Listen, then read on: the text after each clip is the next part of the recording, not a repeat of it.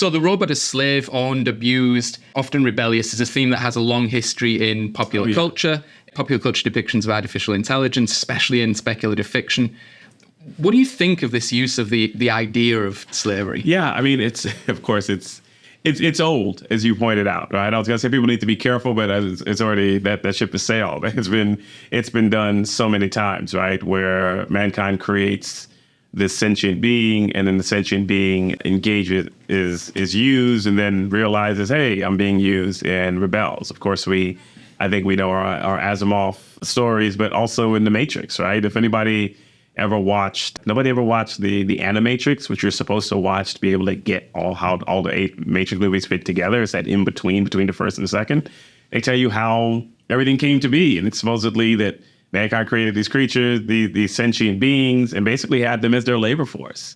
And then one of them, the BI-66ER unit, which is basically, if you didn't get that, it's a nod to Bigger Thomas from Native Son. He's about to be shut down. He does not want to be shut down, and so he kills his owners.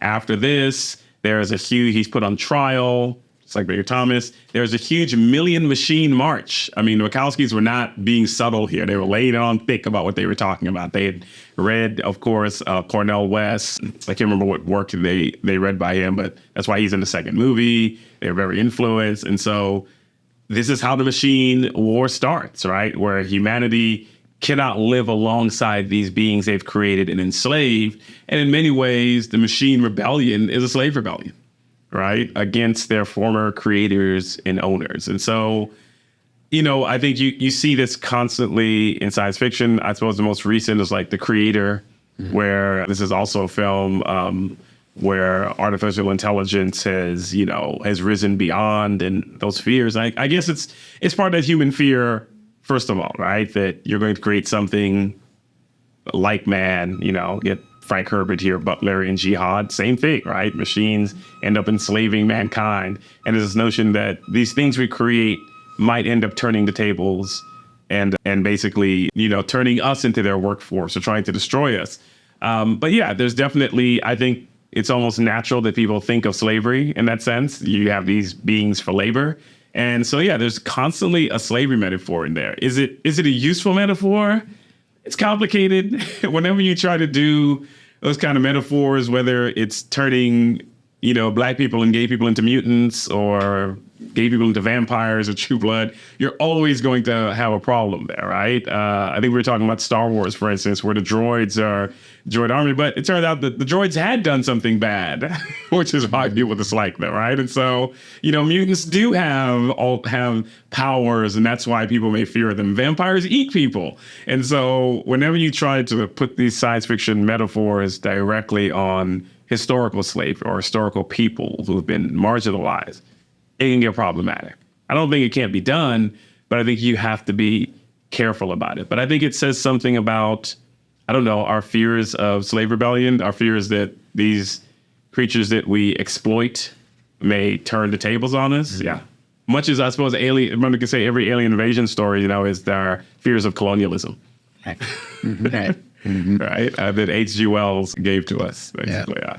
I mean, there's a kind of, you were talking earlier about the way in which filmic representations of slavery tend to say more about the audiences that are engaging them than they do about the actual lived experience of slavery. So there's this kind of Rorschach test element, right, that we get out of our fiction.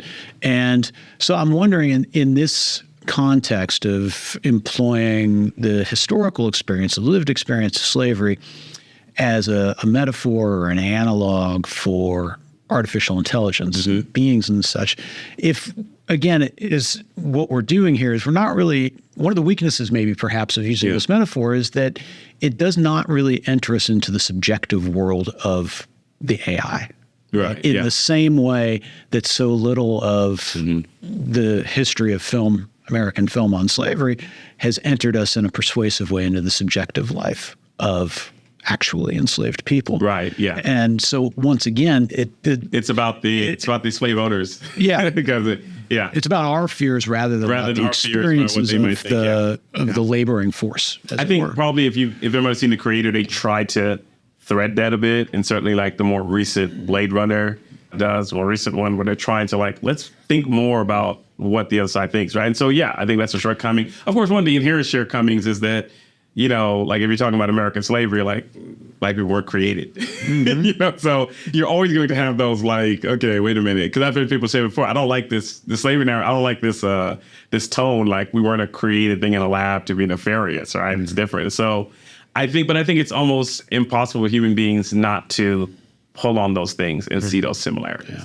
And then it goes into who you're rooting for, right? And I'm thinking about like the older movies, like when Planet of the Apes, right? Just while we're in sci-fi here, like came out in, you know, the 1960s, 70s, there were stories about Black power figures who would go in and they'd root for the apes, right? They were like, yeah, you get Charlton Heston, right? They'd go in because they saw this as an idea of the power being, you know, the apes themselves representing this attack against the establishment and the established power structure. And they saw it within these very different themes, right, that people may see them. And so, you know, I do wonder, like, I remember people were watching some of the Animatrix. They're like, are we supposed to be rooting for the machines or the humans anymore? I'm not certain, right? Who exactly side am I on? The same with the X-Men, right? We're waiting for the mutants now, like the more recent cartoon that has a much more militant, I would say, X-Men ideology. People are like, I think I'm cool with Magneto now. I think Magneto is right, as the saying goes, right? And so, yeah, I think the analogy is interesting because for us, it allows us to explore those fears, but it doesn't, I don't know that it tells us much more other than maybe, you know, hey, maybe you should think about that sentient being that you have, that once you have a sentient being can think like you, perhaps we need to start thinking about what rights may they have. And that becomes a problem, I think, for people to have. Yeah. So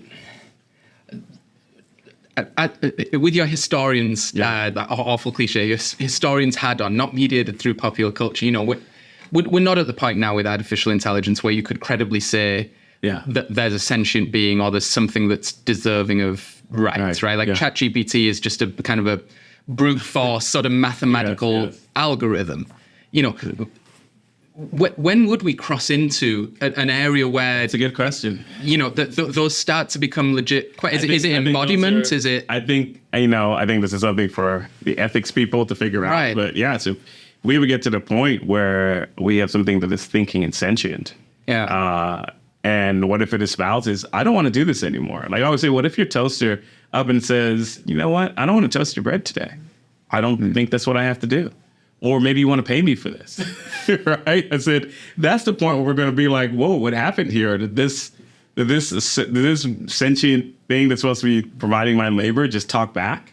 Did it just, and there we can start getting those analogies of slavery, because we talk about paternalism and this notion of how are we ready to deal with that? And how are we ready as human beings to deal with another sentient entity living alongside us? I mean, there is an argument. There's a computer scientist called Joanne Brayson, and she became very famous because she wrote an extremely provocatively titled article that was "Robots Should Be Slaves." And her point was not that we should enslave other sentient beings. Her point was that it's like our responsibility to never, ever create those kind of beings, because they would inevitably be kind of re-subjected to that same sort of historical horrors. Yeah.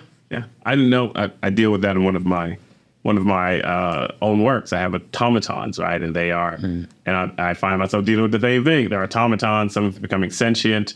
And now the question is... So is this the Dead Djinn universe? The Djinn world, so right? I wanted to ask you about that. You know, the boilerplate unit. The boilerplate unit. So I have one of my short stories, one of my novellas in there called The Haunting of Femcar 015, has where they encounter someone, and she's a Sufi, and as she says, like the Sufi mystic, and she's like, we don't deal with your boilerplate units because we don't believe in slavery, right? We've been there, and they're like, whoa, what are you talking about? It's like, you're enslaving these beings. And she's like, no, it's not. It's a boilerplate unit. Have you asked them? And they're like, what?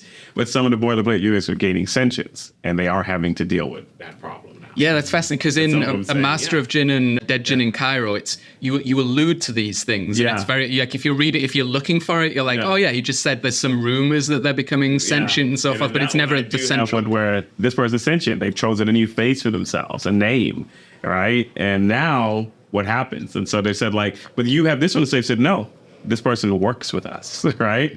We've accepted them. And I mean, again, this is, I think Star Trek even deals. Star Trek is supposed to be the far-flung, we understand things perfectly. And yet with data and androids, we know that, especially if you go into the expanded universe of the different shows, it gets really dark, right? About how they decide to treat sentient life forms that are like humans. So, it's there's the famous, it's called the measure of the man, or a measure of a man, where they say we're going to disassemble Dave because he's just bits and pieces. Right, exactly. And he says, well, you could put me back together and I might even have some of the same memories, but I'll never have the same kind of tactile sensation or lived embodied experience. Right. And the whole episode kind of explores that question. Yeah. So it's something that it's against us humanity. We walk down this road. This is something that we're going to have to contend with at some time, if we ever get to that point, right? Yeah. Right. I'm in being in the creative world, being of course in academia and the fears of ChatGPT. I'm always of two minds. Like when I hear a lot of it, it's like, okay, there's some legitimate concerns about creative works. And on the other hand, I was like, I've lived through enough moral panics in my lifetime, from Dungeons and Dragons to this kind of thing, where I'm like, are we like, everybody, can we calm down a bit so we can have the discussion? Because it seems that everybody's a little off the deep end in there. Everybody's like, Skynet is tomorrow. Right? Well, in this case in particular, you're sort of uniquely positioned because you have the kind of historical, have done the historical research and the historical understanding of the actual experience, and also write speculative fiction. And there's always the argument about new technologies that societies experience them first through speculative fiction. Right. One of the main functions of speculative fiction is to give people a vocabulary to think and talk about. And a lot of art so far has been, hey, be very afraid. Right. Skynet is coming, right? Yeah, absolutely. But that's also in and of itself based upon unfortunate rich historical experience with human beings creating stuff that they don't understand. Yes. Which the most infamous of which would be nuclear power. Right, exactly. But with which we then create horrendous outcomes. Yeah. And so, maybe the panic is, on one hand, reflects this sort of barely under the surface historical experience and sort of memory that we have with the problems of just creating stuff without thinking through to what uses they might be put. But maybe there's something productive about the panic. Panic is usually not productive, but is panic better than something landing with a dull thud? Well, yeah, I think it's definitely trying to find like a middle road between panic and simply ignoring and not paying attention and not asking these questions that we're sitting around asking. I think I would like people having those kind of discussions and asking those things rather than, I guess I'm a person, the genie doesn't go back in the bottle. And so I was like, how do we live with the technology now? And if there's calls for regulation, let's talk about that rather than you can just get everyone to stop using it. And that's like there was one, what was it? I can't remember what it was. Maybe it was Mid-Journey or one of these that had first come out and people were using it. And a lot of artists had a lot of really legitimate complaints that they're taking my things so forth. That said, and they would try to get everybody to stop using it. I was telling one of my friends who was an artist, I said, I'm going to be real with you. You're not going to get people to stop using it. Even if I'm not telling you they're using it, they're going to use it. They want to see themselves in this thing. They're going to, it's just, that battle's done. So what is the battle? And they, as well as some other artist friends, were like, okay, they were understanding too. We're not going to get them to stop using it. So what are we talking about? Are we talking now about, perhaps having a strike to make certain that if you're using our work, that we're going to get some kind of compensation for it? Are we looking right? I said, you're going to have to find different ways to deal with this. And then some artists I know started using it in their own, this is how I'm going to enhance my art and showing it. And so they was just trying to find a way to deal with these technologies, because the idea that they were going to just make this groundswell of getting human beings everywhere to just stop using it, that just wasn't going to happen.